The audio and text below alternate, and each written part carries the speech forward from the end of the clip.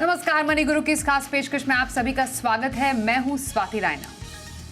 2024 के शुरुआती भाग तक जो लार्ज कैप फंड है, कम से कम 67% लार्ज कैप फंड ने अपने बेंचमार्क को बीट किया है।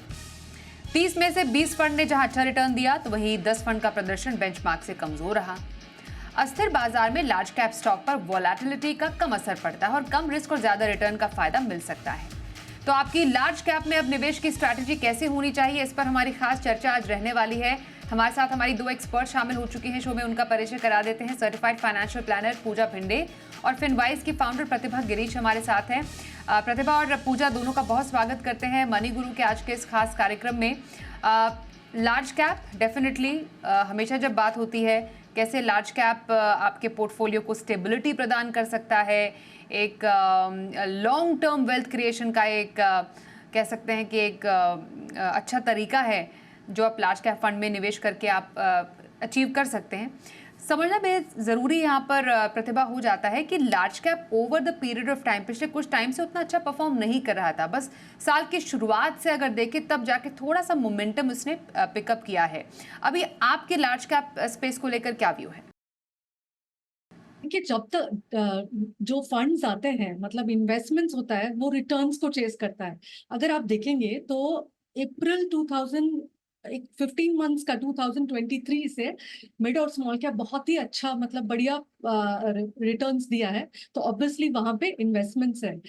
आमतौर पे जब हम देखते हैं तो हम देखते हैं 1 month, 3 month, 1 year, 3 year returns. ये सब पॉइंट टू पॉइंट होता है। मान लीजिए आज मैं 3 ईयर रिटर्न देख रहा हूँ, इसका ये मतलब हुआ कि अगर लास्ट ईयर अगस्त में, मतलब 5th या 6th को मैंने इन्वेस्ट किया हो, तो आज तक कितना रिटर्न बन जाता। तो ये काफी मिसलीडिंग सा है। अगर आप देखेंगे कि आपने इन्वेस्ट किया है large cap, mid cap, small cap में, तो अगर आपने लार्ज कैप में 3 ईयर्स के लिए इन्वेस्ट किया तो 16% रिटर्न और मिड कैप में 26% रिटर्न, मतलब 10% का डिफरेंस है। तो किसी को भी लगेगा कि हमको मिड कैप में ही इन्वेस्ट करना चाहिए था। स्मॉल कैप देखेंगे तो 8.2% डिफरेंशियल है। 3 ईयर्स का पॉइंट टू पॉइंट रिटर्न, 16% का 24%। मतलब हर किसी को यही लगेगा कि 3 ईयर्स में इतना अच्छा है, 5 ईयर्स में भी कुछ ऐसे ही है कि डिफरेंशियल है 12% और 12%। तो अब शायद हमको मिड कैप में ही करना चाहिए, लेकिन ये बहुत ही ज्यादा मिसलीडिंग है। हमको देखना है कि रोलिंग रिटर्न्स क्या रहा है पिछले 3 साल में। अगर रोलिंग रिटर्न अगर आप देखेंगे तो डिफरेंशियल बहुत कम हो जाता है। लार्ज और मिड कैप के बीच में जो डिफरेंस है वो 4%, मात्र 4% है। और स्मॉल कैप में 1.3%। 3 ईयर का अगर रोलिंग रिटर्न एवरेज देखोगे आप, तो 13.63% दिया लार्ज कैप ने, और 3 ईयर्स का नहीं, 5 ईयर्स का 13.63% रिटर्न दिया है लार्ज कैप ने, और मिड कैप ने दिया 17.75, स्मॉल कैप ने दिया करीब करीब 14.93, मतलब 15%। तो डिफरेंस ज्यादा नहीं है। अगर 3 ईयर्स में देखोगे तो भी डिफरेंस ज्यादा नहीं है। 3 ईयर्स का एवरेज अगर आप देखोगे तो 12% के बदले में 15% दिया मिड कैप में। तो इतना कम डिफरेंस, 2.5% डिफरेंस के लिए क्या हमें वॉलेटिलिटी से, मतलब हाईली वॉलेटाइल फंड्स में इन्वेस्ट करना चाहिए? मेरा राय है कि नहीं करना चाहिए। अगर आप पीई का भी देखोगे रेशोस, तो पीई भी बहुत ज्यादा ऊपर गया है from last April to now. अगर आप देखोगे तो 80-90% पीई ऊपर गया है in mid cap and in small cap, लेकिन उतना ज्यादा ऊपर नहीं हुआ, बट 15% ऊपर गया है इन लार्ज कैप। तो मार्जिन ऑफ सेफ्टी जो बोलते हैं वो लार्ज कैप में है। और घूम फिर के लॉन्ग टाइम इन्वेस्टर हो तो आपको अच्छा रिटर्न्स मिलना ही है लार्ज कैप में। तो even when you look at it from tactically आज कितना करना चाहिए, या फिर लॉन्ग टर्म में देखो, तो आपको large cap I think makes a good sense to be invested in. बिल्कुल। इनफैक्ट पूरे इस रिटर्न के नॉट रिटर्न बल्कि इन्वेस्टमेंट के ट्रेंड को देखें राइट फ्रॉम जनवरी। पूजा, जैसा शुरुआत में भी कहा था और प्रतिभा की बात को आगे बढ़ाते हुए, आप छोटे छोटे टर्म के रिटर्न को चेज ना करते हुए अगर एक ट्रेंड भी देखें, बीच में मार्च का एक टाइम आया था जब अराउंड 2000 करोड़ प्लस का इन्वेस्टमेंट लार्ज कैप में आया था। अभी जून की बात करें तो 970 करोड़ का जो निवेश है वो लार्ज कैप में आया है। लेकिन ओवरऑल एक पॉजिटिव इन्वेस्टमेंट, पॉजिटिव इनफ्लो है टुवर्ड्स लार्ज कैप, जो कि हमने पिछले कुछ टाइम में नेगेटिव की तरफ जाता हुआ भी देखा था, क्योंकि इतना ज़्यादा स्मॉल कैप और मिड कैप को लेकर इन्वेस्टमेंट रुझान बन रहा था। अब गोइंग फॉरवर्ड आने वाले टाइम में आप लार्ज कैप में निवेश को बढ़ता हुआ कैसे देख रही हैं, और अभी एक इन्वेस्टर को लार्ज कैप में क्यों इन्वेस्ट करना चाहिए? जी बिल्कुल, thank you so much Swati. And I think Pratibha ने बहुत ही विस्तार में अच्छे से नंबर्स के साथ, स्टैटिस्टिक्स के साथ पिछले कुछ सालों में लार्ज कैप की किस तरीके से इन्वेस्टमेंट आई है और किस तरीके से रिटर्न डिफरेंशिएशन बताया है, बहुत ही खूबसूरती से बताया है। एंड जैसे आपने इसको मुझे पूछा कि आगे हमें इसको किस तरीके से देखना है, सो सबसे पहले स्वाति मैं बोलूँ, हम as an investor point of view देखें तो हम एक म्यूचुअल फंड पोर्टफोलियो में जब large cap, mid cap, small cap, multi cap, flexi cap या वैल्यू, इस तरीके के जो 4 या 5 किटी बनाते भी है ना, तो उसमें आप देखिए तो लार्ज कैप का जो प्रोपोर्शन है वो 50% से ज्यादा हो ही जाता है, क्योंकि आप फ्लेक्सी कैप में भी देख ले आ जाता है, लार्ज कैप तो आ ही जाता है, and at the same time multi cap में भी मिनिमम 25% तो है ही, लेकिन उसमें भी ज्यादा आपको लार्ज कैप देखने को मिलता है ट्रेंड के हिसाब से। सो हमारे कॉल लेने से पहले ग्लोबली एंड मार्केट में किस तरीके की वॉलेटिलिटी है, किस तरीके का वैल्यूएशन है, उस तरीके से फंड मैनेजर उस तरीके के कॉल्स लेते हैं। अभी हाल ही में अगर हम देखें जो करंट ट्रेंड है, काफी एएमसीज लार्ज कैप में हाई एक्सपोजर डाल रहे हैं, चाहे वो फ्लेक्सी कैप कैटेगरी हो, चाहे वो हाइब्रिड कैटेगरी हो, चाहे वो मल्टी कैप कैटेगरी हो, ठीक है। एंड जो 10% से भी ज्यादा मैं समझती हूँ जो कैश एक्सपोजर भी रखा हुआ है, वो मेजरली लार्ज कैप में इन्फ्यूज होने के लिए ही रखा हुआ है, क्योंकि करंट कमिंग क्वार्टर जो है या कमिंग 6 मंथ्स जो है, जिस तरीके की वॉलेटिलिटी है, हमने जैसे ही देखा mid cap small cap already returns दे चुके हैं वैल्यूएशंस के हिसाब से भी, एंड अनसर्टेनिटीज के हिसाब से भी लार्ज कैप को मैं देख रही हूँ कि हम आपके पोर्टफोलियो में होना चाहिए। लेकिन नॉर्मली जैसे हम पोर्टफोलियो फॉर्म करते हैं, मेरे हिसाब से ये भी एक मैसेज नहीं जाना चाहिए, क्योंकि काफी टाइम ये होता है स्वाति कि लोग ऐसे समय में, क्योंकि हम कहते हैं कि ये particular market cap is going to be performing good, तो काफी लोग उसको स्विच कर देते हैं, मिड या स्मॉल से स्विच करके लार्ज में कर देंगे। और जब हम कहेंगे कि मिड या स्मॉल में अभी आपको रिटर्न्स अच्छे हैं, डिफरेंशिएशन अच्छा है, तो वो लार्ज से स्विच होके मिड स्मॉल में जाते हैं।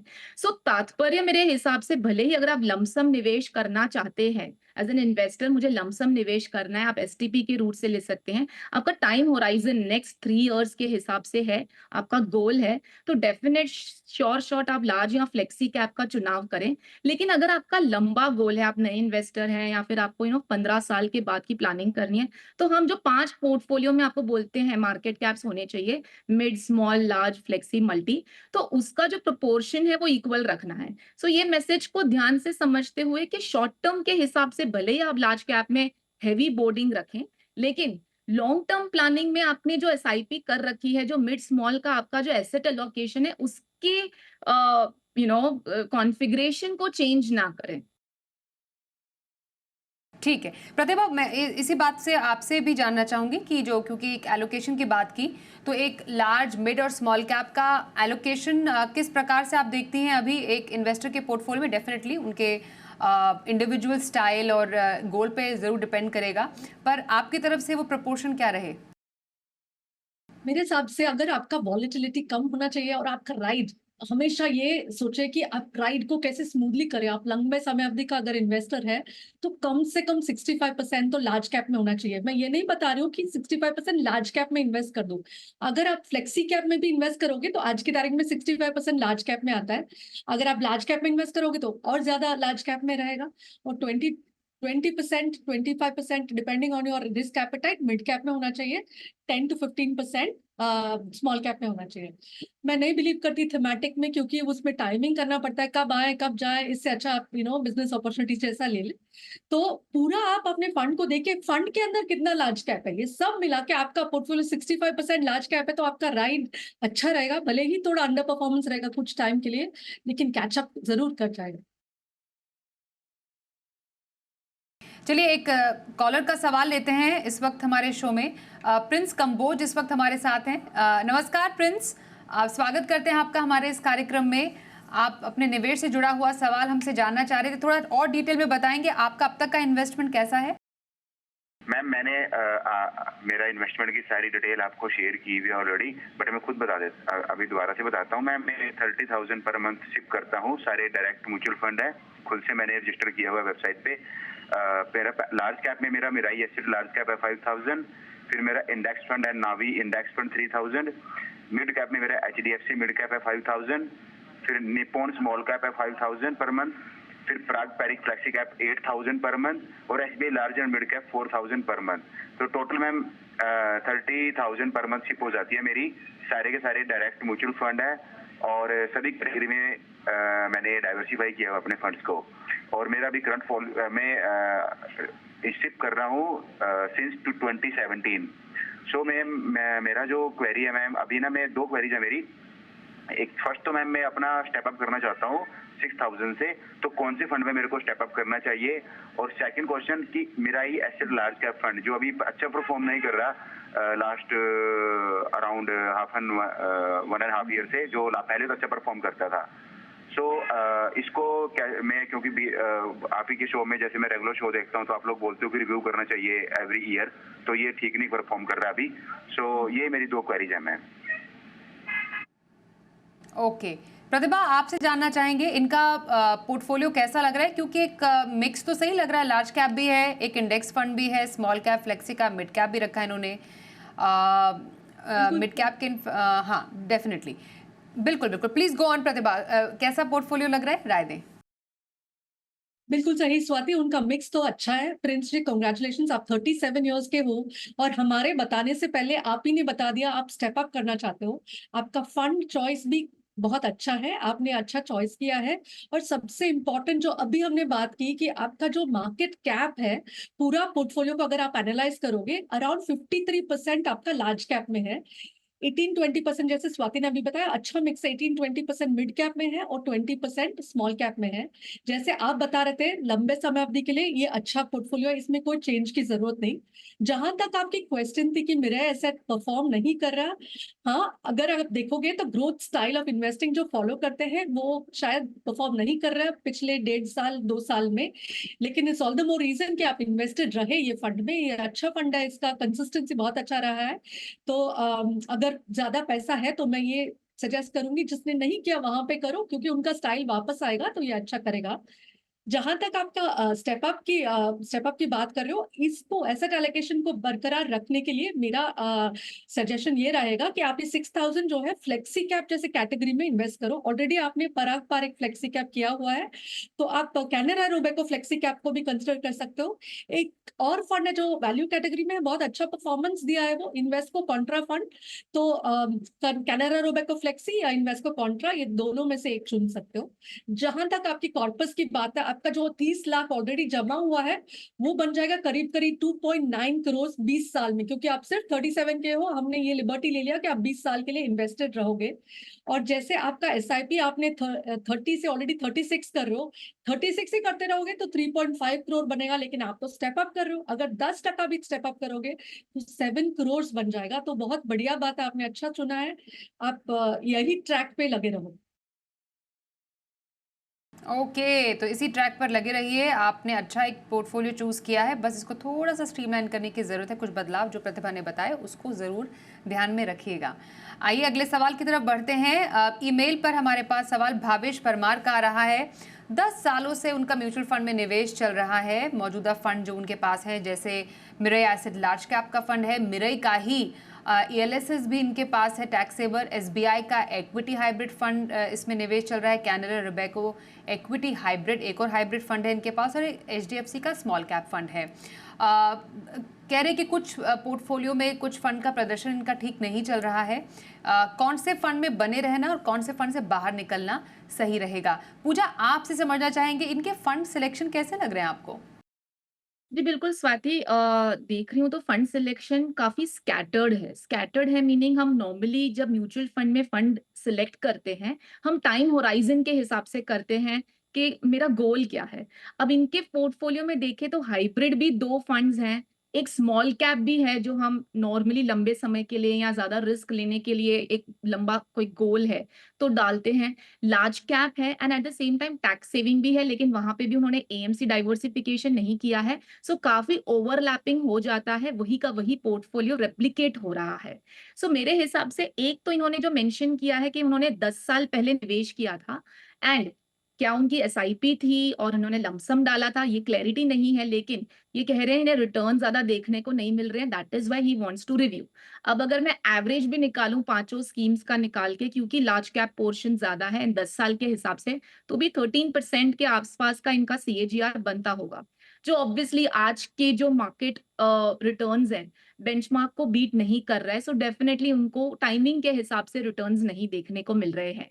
अब बात ये आती है कि कंटिन्यू करना है या एड ऑन करना है। सो यहाँ पे क्योंकि वो हमारे साथ अभी कॉल पे नहीं है, मैं इन्हें दोनों ऑप्शंस दे देती हूँ कि भावेश जी, अगर आप गोल आपका नजदीक है और आपको पैसों की जरूरत है, सो आप 6 महीने 12 महीने के लिए अगर आपको पैसे चाहिए आपको, तो लार्ज कैप वैसे भी परफॉर्मेंस आपकी अभी आएगी, तो जो आपका portfolio heavy board on large cap है, सो आप वेट करिए उसमें, क्योंकि उसमें आपको रिटर्न देखने को मिलेंगे। लेकिन अगर आपको पोर्टफोलियो को और लंबे समय के लिए आगे खींचना है, उसमें निवेश करना है, एसआईपी वापस शुरू करनी है, जो मेरे हिसाब से अगर लंबा गोल है तो करनी भी चाहिए, तो थोड़ा बहुत दूसरी मार्केट कैप्स को भी इन्वॉल्व करना चाहिए आपके पोर्टफोलियो में। मैं थोड़े बहुत फंड्स के नाम ले रही हूँ, आप नोट डाउन कर सकते हैं। एक है कोटक इक्विटी अपॉर्चुनिटीज फंड, जिसमें लार्ज और मिड कैप दोनों मिलेगा आपको। पराग पारेख का flexi cap, quant active fund, जिसमें लार्ज मिड स्मॉल तीनों आ जाएंगे, और एक कॉन्ट्रेरियन स्ट्रैटेजी एसबीआई का कॉन्ट्रा फंड। एसआईपी एक बेटर रूट है, लेकिन अगर आप एडिशनल पैसा लगाना चाहते हैं लमसम के माध्यम से, तो एसटीपी लें। इस तरीके की मार्केट में वॉलेटिलिटी ज्यादा है, सो एटलीस्ट 6 महीने की एसटीपी से आप एंटर कर सकते हैं। लेकिन फंड्स जो हैं, जो सिलेक्शन है या जो निकलना है, वो इस हिसाब से आप डिसाइड करें कि आपको गोल क्या है। आपको निकलना है within 6 months to 1 year, या आपको और 5 साल तक का कोई गोल नहीं है, उस हिसाब से आप आपके चेंजेस करिए पोर्टफोलियो में। प्रतिभा बताइए, इस बाजार में कौन से लार्ज कैप फंड्स आपको पसंद है?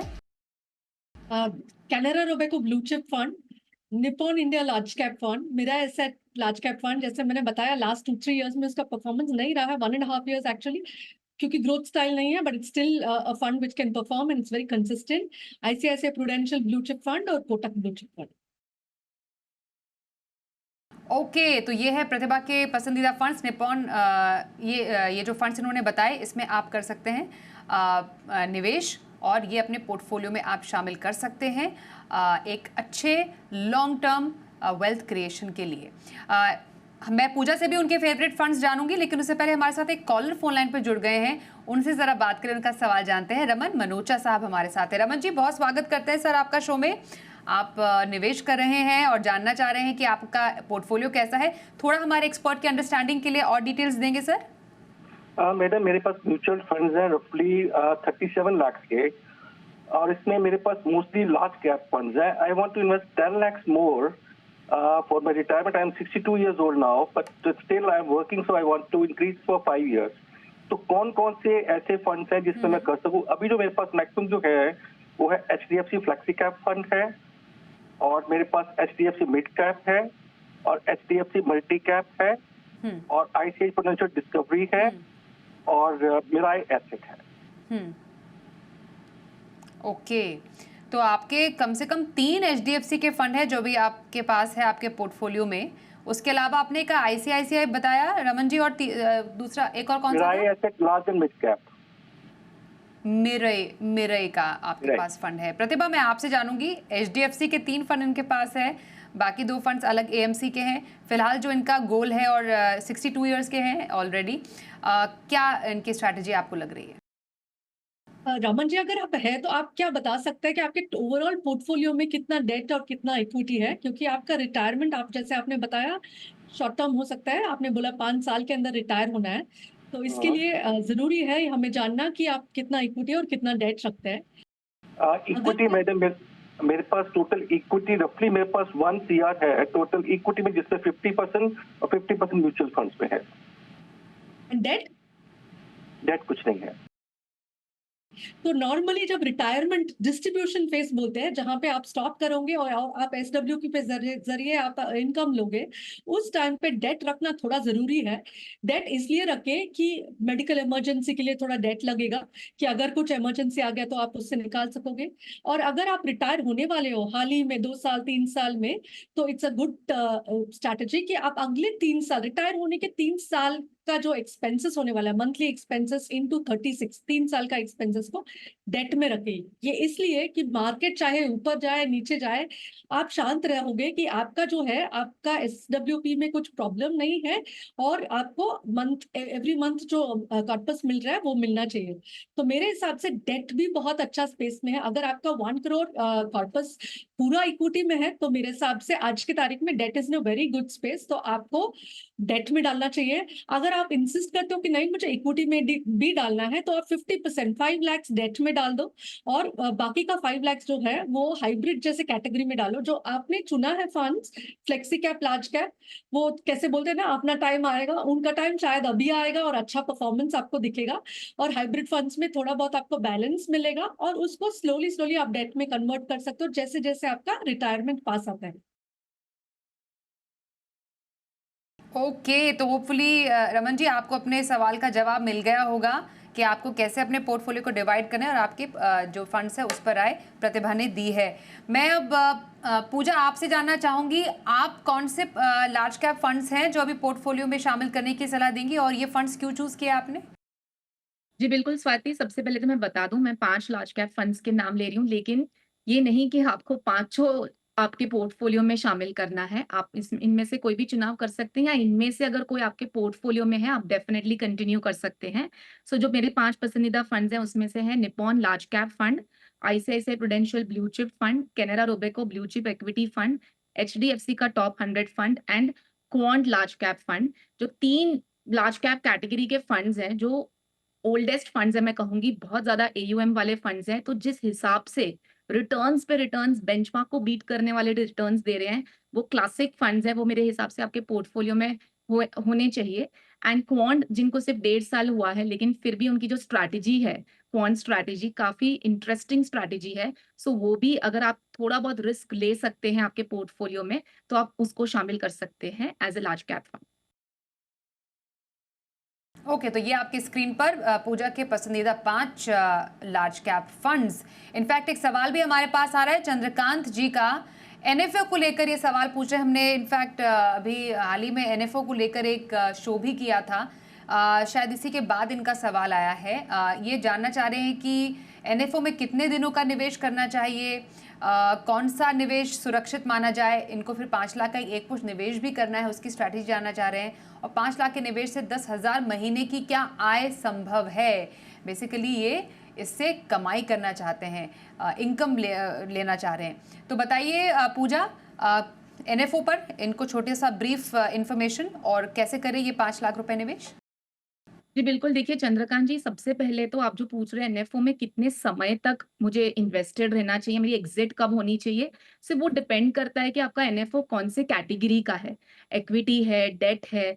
हम देख रहे हैं हाल ही में काफी सेक्टोरल NFOs भी आ रहे हैं, काफी इंडेक्स NFOs भी आ रहे हैं, और काफी टाइम ऐसे मार्केट में लगता है कि जब 10 रुपए की NAV में अगर मुझे मिल रहा है तो डेफिनेटली वाई नॉट। लेकिन काफी मिथ्स है NFO के, आपको समझना जरूरी है। सबसे पहले तो ऐसी कोई टाइमलाइन नहीं है कि आपने NFO में डाला और आपको एग्जिट लेना है। इक्विटी है तो आप लॉन्ग टर्म होल्ड कर सकते हैं, डेट है तो आप वही 1 या 3 साल के लिए होल्ड कर सकते हैं। लेकिन NFO में डालने के जो रिस्क हैं, सबसे पहले तो ऐसा नहीं है कि 10 की NAV है तो आपको काफी सारे जो अंडरलाइन स्टॉक्स है वो चीप मिलने वाले हैं। जो मार्केट वैल्यूएशन है उस हिसाब से ही वो स्टॉक्स की बाइंग होगी, एंड क्या पोर्टफोलियो होगा वो हमें पता ही नहीं है। एंड न्यू पोर्टफोलियो किस तरीके से हैंडल होने वाला है ये हमें नहीं पता है। सो मेरे हिसाब से नॉर्मली मैं समझती हूँ, अगर आप निवेश कर रहे हैं, आपके पोर्टफोलियो में लार्ज, मिड, स्मॉल सारे ही कैटेगरीज हैं, और वही कैटेगरी का NFO आ रहा है, तो कोई मतलब नहीं बनता है। और आपको पता भी है उस कैटेगरी ने अच्छा परफॉर्मेंस दिया है, फंड मैनेजर की क्या स्ट्रैटेजीज है, तो क्यों नया फंड शामिल करना। हाँ, अगर कोई ऐसा फंड मैनेजर एक्सपर्टीज है, जो फंड मैनेजर है जो नया एनएफओ ला रहा है, या कोई अलग स्ट्रैटेजी है, कुछ डिफरेंट तरीके का फंड उसमें कॉन्फ़िगरेशन है, तो हम सोच सकते हैं। लेकिन मेरे हिसाब से मोटा मोटी अगर आप एनएफओ से बचें, आपके एग्जिस्टिंग फंड्स के जो रिटर्न्स है उस हिसाब से प्लानिंग करें तो सही है। जो दूसरा क्वेश्चन है वहां पे थोड़ी कैलकुलेशन बता दूं। 5 लाख अगर आप एक मुश्त निवेश कर रहे हैं, तो हम जो SWP देते हैं, सिस्टमैटिक विड्रॉवल, जो मंथली आपको निकालना है, वो अप्रोक्सीमेट डेट की जो रेट है 7 to 8% FD रेट्स के हिसाब से अगर हम देखें, वो आप मंथली विड्रॉवल दे सकते हैं ताकि कैपिटल इरोजन ना हो इनिशियल ईयर्स में। सो अगर उस हिसाब से मैं कैलकुलेट करूं तो महीने की अप्रोक्सीमेटली 3,000 की आपको विड्रॉवल आप ले सकते हैं। अगर आप महीने की 10,000 की विड्रॉवल चाहते हैं तो आपको अप्रोक्सीमेटली 15 से 18 लाख का लमसम एक मुश्त निवेश डालना होगा। सो ये आपकी प्लानिंग आपको करनी है अगर आपको इस तरीके से हर महीने पैसा चाहिए तो। और वो जो एक मुश्त है ना, मैं समझ रही हूँ रिटायरमेंट के लिए आप प्लान कर रहे हैं, तो उसको आप एक हाइब्रिड कैटेगरी का पोर्टफोलियो बना सकते हैं, जिसमें आप balance advantage, equity, savings, multi asset, इन तरीके के फंड्स को शामिल करके अपना पोर्टफोलियो फॉर्मुलेट कर सकते हैं। तो चंद्रकांत जी, अगर आप हमें सुन रहे हैं तो बिल्कुल आप ऐसे कुछ चेंजेस कीजिए अपने पोर्टफोलियो में, और ये राय आपके लिए रही है हमारी आज के एक्सपर्ट पूजा की तरफ से। धन्यवाद करेंगे पूजा और प्रतिभा दोनों का हमारे साथ आज के इस खास कार्यक्रम में शामिल होने के लिए। ब्रेक का भी वक्त हो गया है, पर खबरें जारी रहेंगी। देखते रहिए जी बिजनेस।